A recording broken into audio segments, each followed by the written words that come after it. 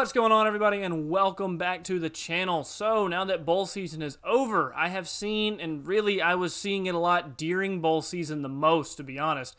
But the point is, I've seen an insane amount of people saying that bowl games don't matter, or that we need less bowl games, or, something of that ilk. And to me, the people saying these things just must not love college football the same way that I do and a lot of other people do. Because anybody who says that we have too much college football, too many bowl games, it's just plain wrong. No, we don't need less bowl games. If you don't want to watch them, then don't watch them. Nobody's forcing you to watch those games. But don't ruin the experience for the rest of us who genuinely care and like the sport and would love to watch more college football bowl games between teams.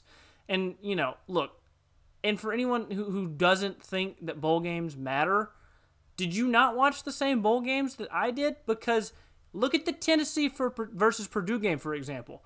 You can't watch that game and tell me, oh, well, it didn't matter to those players, or it didn't matter to those fans. I mean, there was so much debate about how that meaningless game ended, considering that apparently it didn't matter. I mean, to have that much debate about it kind of proves that it mattered. I mean, it mattered to the Tennessee fans, it mattered to the Purdue fans, it mattered to the players, it mattered to the coaching staffs. Apparently, it mattered to most of Twitter, who was in an uproar about that call at the end of the game. But like I said, apparently none of that mattered, because bowl games don't mean anything, apparently. For this video, though, I would like to focus on a different bowl game than that one, and that is the Duke's Mayo Bowl between South Carolina and North Carolina. So, like I said, the Mayo Bowl featured two 6-6 teams in South Carolina and North Carolina who had very different seasons. North Carolina had sky-high projections this season, but struggled a lot. While South Carolina was projected to be a bottom-feeder team, somehow managed to go 6-6 and pull off a couple of major upsets leading into the bowl game. South Carolina ended up controlling most of the game, won it in pretty dominant fashion, I think 3 scores at the end of it, which is somebody who lives around that fan base and actually attends school there despite being a Georgia fan. I can assure you that that game was thrilling for that fan base, and it did, in fact, matter to them. Sam Howell, the North Carolina quarterback, was playing in his last game as a Tar Heel before going pro, and you could see the emotion on his face. It was obvious. He was crushed about his performance in that game and about the season as a whole, and for not being able to secure a one last win for North Carolina in his final ride, nor was he able to secure the great season that they were expecting. You could tell that mattered to him, that hurt him, and this game mattered to him, his last ride for North Carolina and for his team. On the other side, Dakereon Joyner became the 4th starting quarterback for South Carolina this season, and he played absolutely incredibly and was largely responsible for leading them to this win. And this is a guy who had been around the program for years. He came in as a highly touted 4-star quarterback recruit out of Fort Dorchester. That didn't pan out for him, and instead of transferring out to a different program or quitting on his team or complaining to the staff and causing locker room problems, he changed positions to wide receiver because that's what the coaches told him would be best to help his team. And so that's what he did. And at wide receiver, he was decent, but he never blew up or anything like that. And then he comes into this bowl game, and the coaching staff asked him to play quarterback again, to transition back. And he did. And without missing a beat, in order to best help his team, he performs at an elite level at the quarterback spot. Dakereon also has an amazing story even beyond all of his position changes, as someone who has been through a lot of hardship in his life. If you don't know his story, I feel like you should definitely look into it because it is a truly amazing story to follow. After the game, Dakereon broke down into tears, overcome with emotion for just how happy he was to finally have had a breakout game and a big win for his university that he's been practicing and playing for so many years now. This game mattered to him. It mattered a lot to him. It mattered to everybody around him, everybody who knows him and supports him. It mattered to them too. The entire team was very emotional about this win because it matters to them. It matters to all of them. And if you can't look at a guy like Dakereon Joyner after the game and just respect and acknowledge that this supposedly meaningless bowl game actually did mean things and still does have meaning to this day, then I don't really know what to tell you at that point. I don't know what to show you or say to you to convince you that these games do matter. Even beyond Dakereon and his teammates, look at Shane Beamer. this game mattered to him. And not just because it gives him a winning record on the season, or because it's going to help in recruiting in the long run, or even just because he wants to win every game he plays in. Even though all of those things do matter, and they will actually impact the team and the program going forward into the future, this game mattered to him because of what it means to these players and to these fans who have been through so much. A group of players that have gone through multiple 3-win seasons, extreme lows and down points in their career. They just went through a coaching change, and yet they accepted Shane Beamer as their head coach. They did everything in their power to win games for him.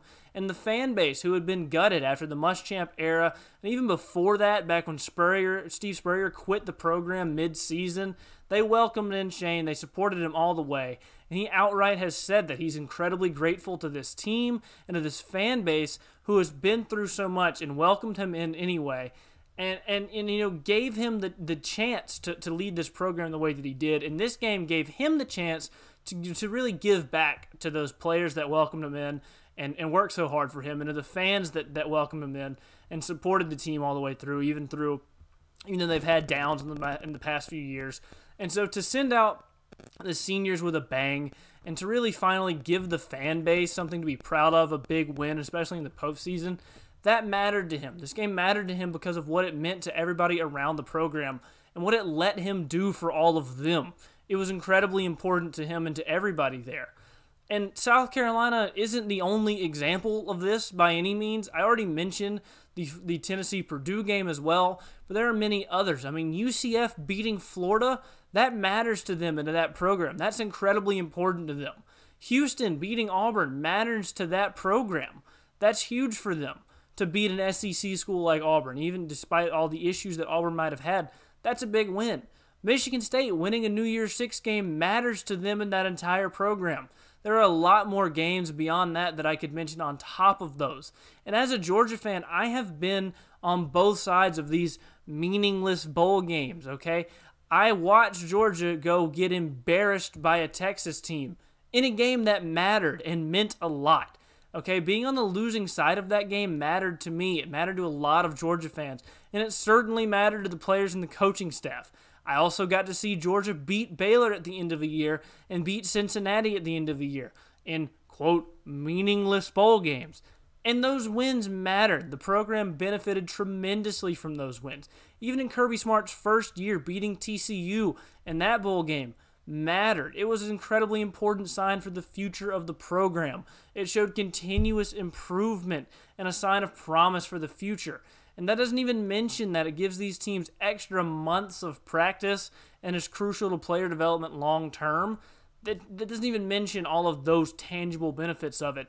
The games themselves do genuinely matter for a variety of reasons. And I think that Shane Beamer himself said it best when he went after a reporter on Twitter for mocking the Duke's Mayo Bowl celebration with the Mayo bath, where he said, quote, "What's it like being so miserable all the time for a sport that you cover? Praying for you. I remember back in July at SEC Media Days when you said that the ceiling for our team was 2 wins. Keep bringing your expert analysis. Happy New Year. Find some joy." And so now, to me, Shane obviously went all out here to try to dunk on Dennis Dodd, who was the reporter who was mocking the Mayo Bowl to begin with. But his sentiment here is just so accurate to me because of all of these people that you see crying about there being too many bowl games and how the bowl games don't matter and we should cut the bowl games and that they're bad for the sport and all those other things. They just seem so miserable. They seem incredibly miserable to me. It's football. It's free football that you get to watch, okay? It matters to these players. It matters to the staffs. It matters to the fans around them. And if it doesn't matter to you, that's fine. Don't watch it, okay? I really do, though, for their sakes, I really do hope that, like Shane Beamer said, they can find some joy in their life because it's got to be such a miserable time to look at all of these things and all of these emotions and all of these outstanding games. Be like, yeah, well, they don't matter anyway because it's not the playoff. And the playoff's the only thing that matters. Like, no, it's not true. It's not true at all. The regular season matters. Bowl games matter. All of this stuff is incredibly important. And anybody who says otherwise, I can't agree with you. I can't agree with you. Anyway, that'll do it for this video. I just knew I had to make content on this because I am sick and tired of seeing all of these people complain about bowl season the way that they are, okay? Let me know down in the comment section what you think about bowl season, if bowls matter to you, and if so, why. Also, if you have made it this far in the video, go ahead and leave a like because it helps out the channel tremendously, helps everything grow, shows me that you're appreciating the content. Also, subscribe to the channel for more college football content like this in the future. I will continue to be uploading as regularly as my schedule allows. Thank you guys so much for watching, and I will see you all next time.